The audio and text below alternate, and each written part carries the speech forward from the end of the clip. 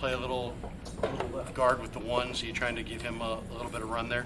Yeah, what we're doing is I wanted to get the plan was before we finished the last one was give him some left guard work, see him against different people, and I wanted to give Connor some work at right guard and let Carver and I was going to split Carver and Rob at the left guard spot. That was the plan. Then Carver is in concussion protocol. Then Toth gets hurt, so there's just some options. So I still let Rob get that role. I was going to do a lot more interior-wise, so it wouldn't just look like I was flipping to two guys, but it didn't work out with the injuries. So still getting Rob, see him against some different people, see Connor with the different matchups as well. But I had a lot more in store than that, and unfortunately, big O-line news right there, but it was that's about as far as it went. I know the decision has to be made on a lot of levels, but are you guys anywhere near you have to make a decision whether you're going to be healthy enough for these joint practices? Yeah, I think. It seems like we're very healthy. We have injuries, we have dings and bumps and bruises, and guys are missing practices. It's yet to come up, and anything I've heard doesn't mean it hasn't been discussed. But shoot, I think will be plenty. If you have too deep at every position, you can practice. You can always adjust with the threes, 1, 2, threes. Threes are hard to stay healthy through the course of training camp. If you're practicing football hard, if you're not practicing football hard, you can get through camp easily without injuries, a couple muscles here and there. But if you're practicing hitting, contact, style of football, whatever it is, so yeah, that's not come up at this point. I know you've been doing install mostly to this point. And when the defense is giving you different looks and Raheem is mixing it up a little bit more, maybe that doesn't matter during the install, but can that be beneficial, and in what ways can it be as you it's hugely beneficial, because the thing that struggles is when you play a team that's a jet team like we've been, jetting up the field, and then your first 3 weeks are against teams that don't play that technique. All your footwork, everything, you have a struggle getting ready for the teams that aren't that way, or vice versa. A team that's preparing for against a jet team, you don't ever see it all training camp. That's why the crosswork became important. But more than that, now with all the different looks that Raheem's given us, there's different techniques up front. It's a huge benefit. Sometimes it's not as productive, because sometimes you're like, well, we wouldn't do this against that. Or we're not looking to try to beat the defense. We're just looking to install it. And so there's you get to go through a lot of what ifs, and they're really, really good to do. So I love getting all the different looks, and I love seeing two different teams with the crosswork. I think it's the best thing that happens, because in the crosswork you're apt to see more looks than guys are willing to put on tape for the preseason. So you used to think the preseason games you'd get to see those different looks, but you really don't. The crosswork the cross practices get you a chance to do that. Does that evolve then throughout camp when it's not just install? When you are you at times trained like we're going to? Oh, I have to. In individual drills, I think every coach does it. In individual drills, you say, okay, this week we're working. It's no longer our defensive technique. I'm changing the technique of the D lineman. They're maybe changing the looks everywhere else on the team as well. These aren't your guys, but do you have any thoughts about the two undrafted defensive tackles, Eason and Thompson? 67, 75. That. Thanks for the numbers. That helps. Well, I figured. No, it does. No, they do. They're doing those guys in the D-line. Chris does such a good job coaching those guys. They all buy in. There's such a great example with the other players that are here. They do an excellent job. There's always a learning curve for young guys. 75. They've all done stuff that's good and bad, but they're working through it. I think they're definitely good guys here. Trent's been out there Trent Williams been out there every single practice, had some good reps there in the red zone. What are you seeing out of Trent? Is there going to be a plan for him to kind of ease up now going into the season, or how does it work with him? No, he's on a rep count. So like Trent, the last 2 days, I think he's had 20 reps. So that's a lot less than the bulk. We held him out of two rolls of plays in the middle of practice, and we're always monitoring, taking him out for play here, play there, trying to keep his number count. So he's always been on his number count will be the exact same leading up. Last year what happened with Trent was, in our opinion, I'm not sure it is or not, but we felt that the end of the season, that week off, the end of the preseason, the week off, there just wasn't enough live work in those periods. That was what it was. So it's not ramp up and let him rest. That was probably the downfall, not having enough practices where he could continue to stay kind of at the level he's at. The key is just not giving him too many reps. There's only so much tread on the tire. I think there's a lot of tread on the tire personally with Trent, but you always have to be careful that reps in July don't take away from reps in January. Understandably, you're not a medical professional, and I know you can't give detail on his condition and how much better he's getting, but Kyle was out there a little bit earlier today in practice. Is he saying to you guys, like, I'm feeling better, or today's a little bit better than yesterday, things like that? He doesn't say to us anything. He just does what he knows he needs to do to keep progressing, and he just, as I said I think I said last time I was up here, when he's in our meeting and he's running the tape, or when I'm talking to him in my office, it's the same guy. I think what there probably is, and I can't speak for him, there's a little bit more recovery. I think that anytime you've had, my arm was in a cast for forever long and it's injured, to come back, you're working, and boy, it's sore today. I push a little harder, it's a little sore today. Push a little harder, and I think that's all. I think that's the process, but I might be somewhat of a medical expert, but not quite that good, so I'm not sure. I think that's kind of what I think it is. Nugent had some good reps in the one-on-ones. How's he improved since he came in the building, and do you see him at guard and center, or is he just a center? Yeah, what I think what you've seen with Drake is ability to just leave him at center. I think he's always been the fill-in guy. Hey, we need an extra guy at guard. Now Nick Zakel's been doing more of that. I've been throwing Nick at all positions, and he moved Austin Pleasance inside. Before I'm going to move Drake out to guard, I want to see let's get the best version of Drake. His body type, skill set, he's a center. And that's kind of what I did with Jake Brendel when Alex was here. Jake, I knew Jake from before, but nobody here did. So the best way for Jake to put his best foot forward for him was for me just to put him as Alex's backup. Then he was always able to present the best, and we could say, hey, this is what he is at his best. And that's my job as well as their job. But I start moving Jake to guard, start moving Drake to guard. That's just not their spot. So especially now when you can dress 8 linemen instead of 7 on game day, it makes a big difference. You can leave that can be a backup center that's just there, and then you dress the other guys. So it does help. Chris, with so many of the top, considered the top wide receivers off the field, what does that do for helping you guys get a clearer picture on who you have behind that and who might be ready to step up? Oh, it's a great idea. That's why I say it. So injuries, positive, negative, right? Sometimes guys are dinged up. You keep them out just because, you don't want to risk it in July. Guys that probably would play it if it were a game this week. So you can't overreact to injuries. You also have to be careful. You can't not pay attention to them.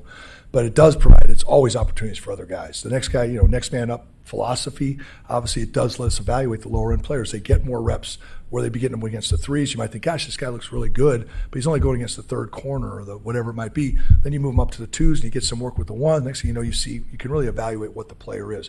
Is it overall great? No, you want to keep everybody healthy for every single snap. But as far as an evaluation process goes, it is helpful. Christian McCaffrey changed his training regimen during the offseason. What have you seen from him? Does he look the same? Does he look any different? I heard it was pretty creative. The stuff online was pretty good. I kept hearing from people. He did a lot of different stuff. Yeah, Christian looks great. I think he always looks great, though. So whatever he does, whatever he sees he needs to do to be ready to prepare himself for the season, it's definitely shown up. He's done a great job. He looks really, really good this camp. Very decisive this camp, running decisively, running downhill hard. Very, very no-nonsense approach this season. Wants to come back and have a really, really strong season, and again continue what he's always done.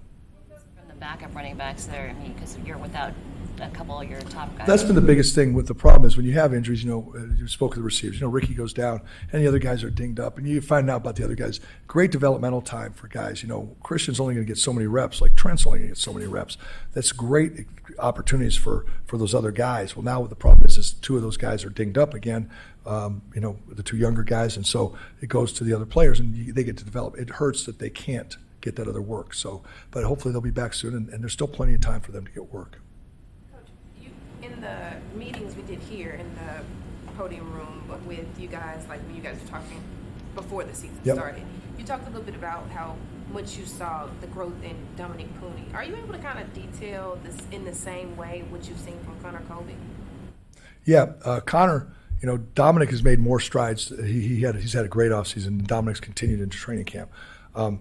Connor made great strides in the offseason, same way. It looked like he'd made a big step. Now we're getting back to some live work, and even though it has improved, some of those same holes are still there. Just like a year ago with Dom, he tried to fix them in the offseason, he did, but then when the live work and pads started, it started not being as consistent. So some of the things that he struggled with a year ago are coming back. Not as bad as they were, but still not the consistency that we'd like to see.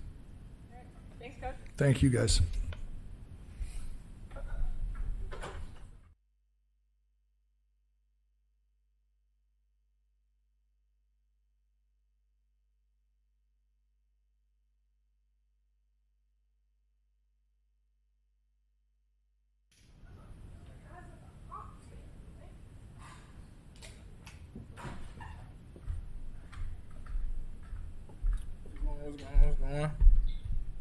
A lot of your position mates, defensive backs, have talked about how Raheem Morris's scheme has helped you play faster.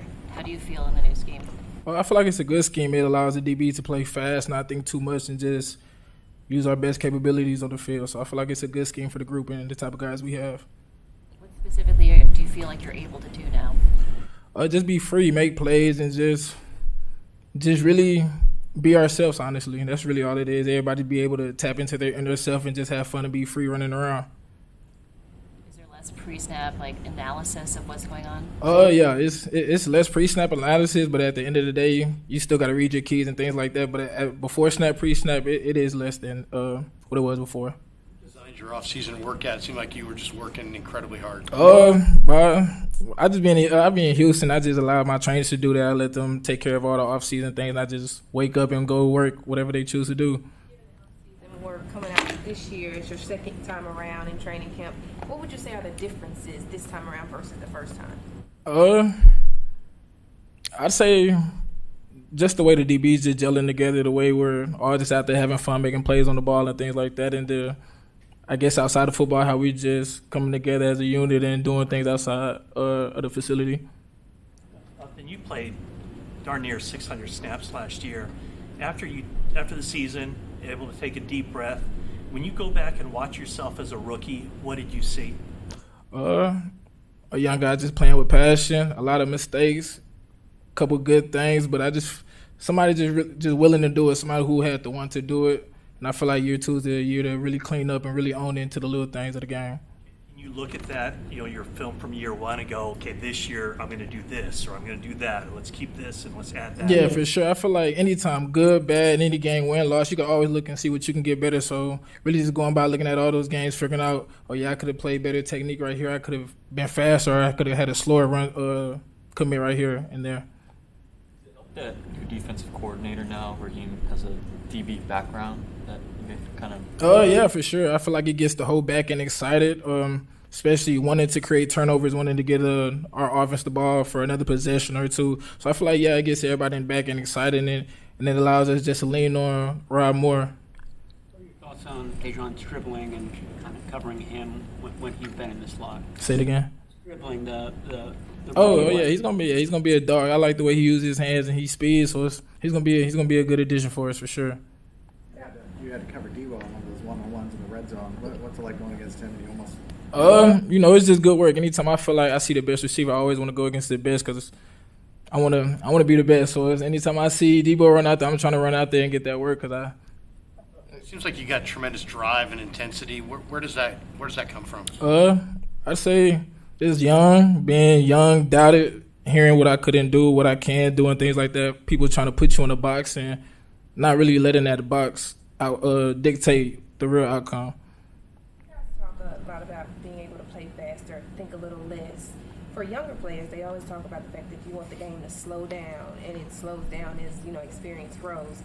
Being that you couple that in combination with the system that Raheem Morris is putting in, how much, maybe stress does that take off actually going out there and executing? I feel like it takes off a lot of stress, especially not having to do a lot of the things. Really, I feel like with Raheem's defense, it allows everybody to play fast. It allows just make one call and let's have our feet in the ground and let's make a play and just get ready to be run trigger on the ball. Like get ready to make a play if the ball goes up in the air. So I just feel like it allows us to take away a lot of the thinking and just get ready to play fast.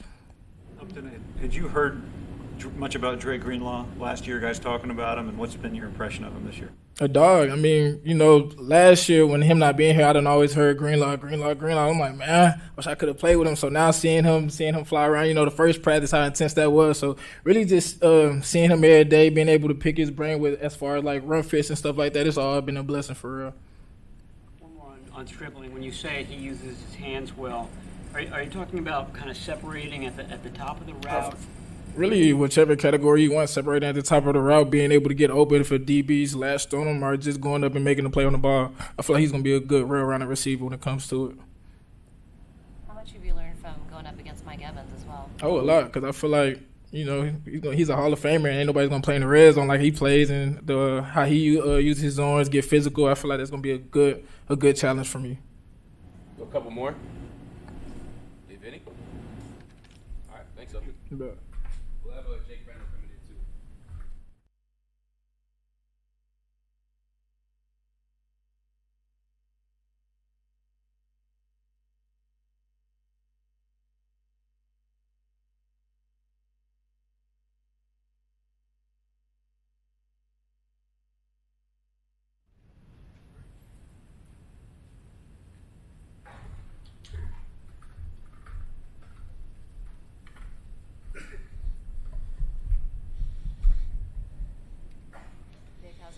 up against Fred and Dre back together? Oh, it's great. You know, it's just like they never left, really. I feel like they're such a dynamic duo. It's just glad to have them on our team. Sense the energy on the defensive side of the ball? Yeah, for sure. I mean, it's never been down, even when Dre wasn't here. Fred brings it like every day in practice, and also obviously on game day. So. With Drake coming back and then Debo coming back, that you guys got your bullies back. Who else is the bully on this team? Would you agree with that? I think we have a lot of guys that kind of sharpen their swords quietly. You know, we don't really say it with words; we say it with actions. I wouldn't say, you know, we have a bullyless team without those two guys, but you know, I feel like the additions that we made this offseason, they're all really good additions. Kind of fits in the category where nobody wants to mess with him, Steve. I mean, he has a highlight film of 100 plays where he looks like he's killing people. So he's definitely one of those guys, yeah. Jake, you got 5 new offensive linemen in the room, and you're one of the veterans. Do you feel more push to try to be more verbal, try to bring some of those young guys along or new guys along? Yeah, I mean, you know, it's just part of being the NFL. You know, you're not gonna have the same room every single year, but I feel like my leadership style has always been lead by example. Make sure that everyone knows what they're doing, obviously out there, because that's my job and that's what I have to do as a center. But you know, it's not really my job to help, you know, a guy that's just got here, who's a young guy, to really try and motivate him. You know, we're all pros here. I feel like the coaching staff does a really good job of setting the standard. Coach Foerster specifically gives us the tools, he gives us the techniques, and then it's really just up to the players to go out there and execute.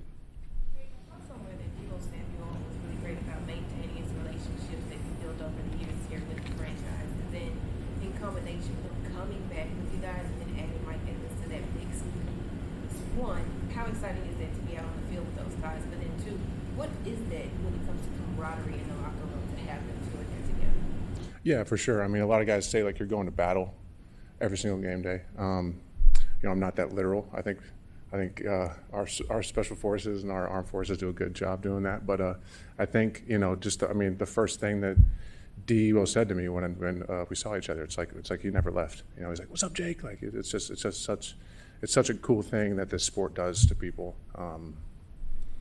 And yeah, with Mike Evans is one of the greats. I feel like just having him here, regardless on what his play, which his play is going to be great, but just having his presence and his, you know, calm leadership and stoicism, I think is great because he really does bring a different side of the sport that we haven't seen before. Jake, how does continuity on the offensive line, you know, basically the same 5 guys 1 year to the next, what does that do for you guys? I mean, it's great, right? You know, you can't do that all the time, but, you know, you try really, you know, if you have to plug and play a guy, that the guy behind him is set up to make sure that there's not a huge drop-off. You know, a lot of it's in the pass game where, you know, you are expected to do something for the guy next to you, like pass off a stunt or a blitz or something. So knowing exactly what to expect from each person to your right and to your left is huge because then you can... You have 4 of the same starters the whole season, and then Connor, who started 6 games last year. So how have you seen working next to him? How is it different this year compared to when he was a rookie? You know, I think Connor is, he's just really a workhorse, right? Like he goes out there and he really does put in the work. He puts in the effort. You know, there's obviously things that all of us have to work on. Him specifically, he has a very short list of things that he needs to work on, but, you know, they're still present and they need to be worked on and they need to be corrected. But if you look at him and really, if he does all the things right and he uses the correct techniques, it's pretty rare when he loses. He's a big body. He has the dog in him that you want in the run game. So, you know, I feel like he's a really good player. Talked last year about not feeling like he belonged or kind of joking that he shouldn't be here, 7th round pick and all that. How did you at different points maybe encourage him throughout that first year, especially when he got thrown into, several starts early on? You said Connor said that? Yeah, I think he jokes around a lot. I think that's kind of just his humor. he definitely belongs here. Everyone's in the room for a reason.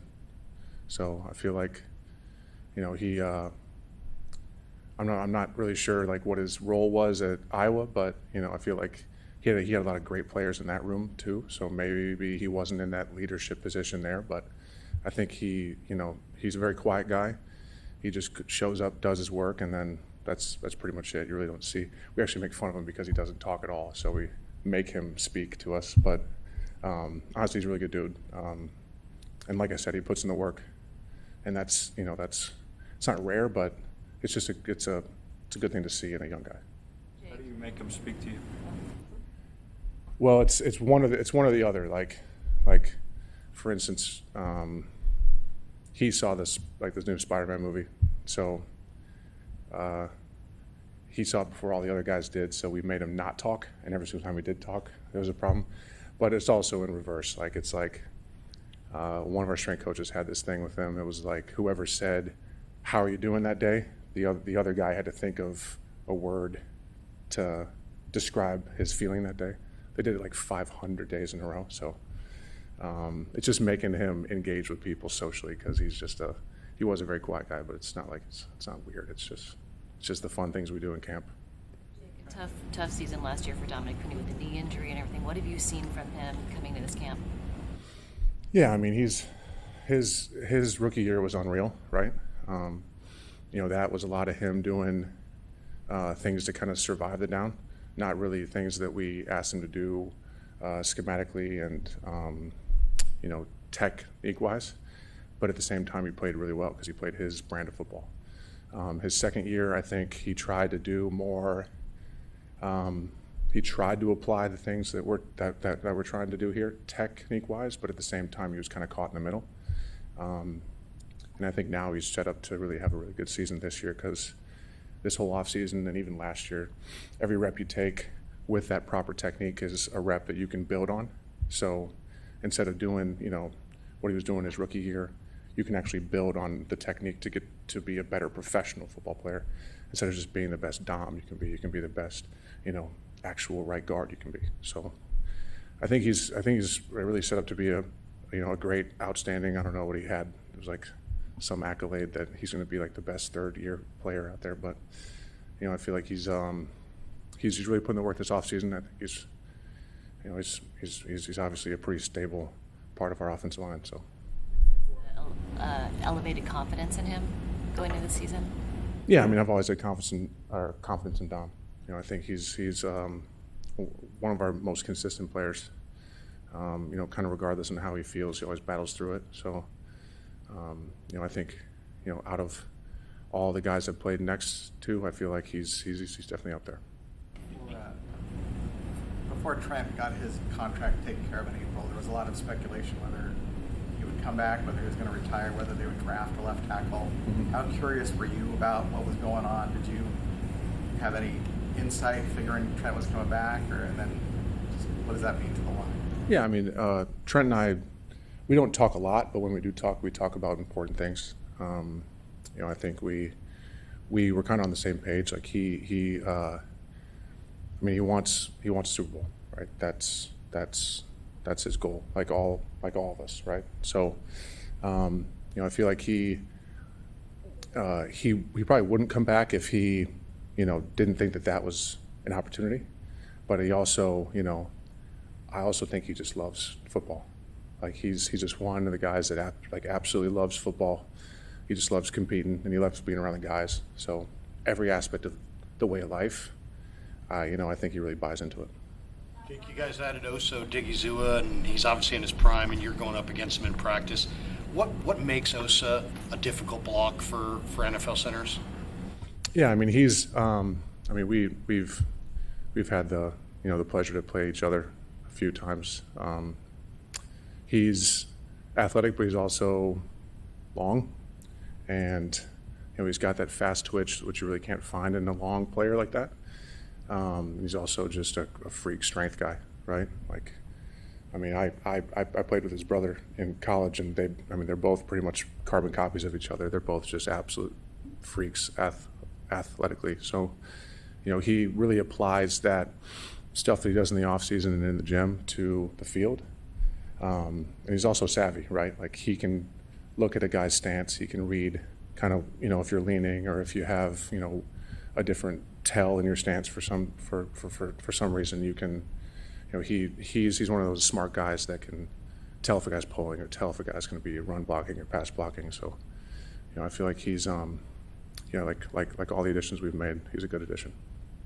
With the changes on defense, has that put a little bit more on your plate during this time of year as far as challenging you from the shoulders up?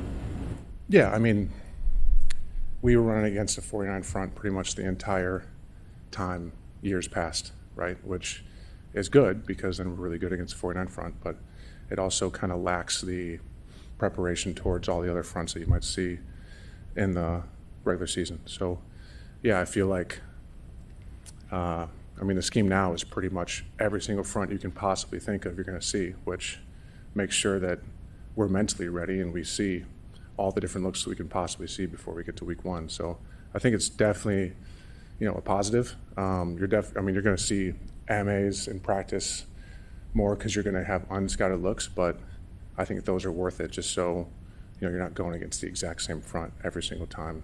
And then week 1 of preseason or regular season, you see a completely different defense. Thanks, Jake. Thank you.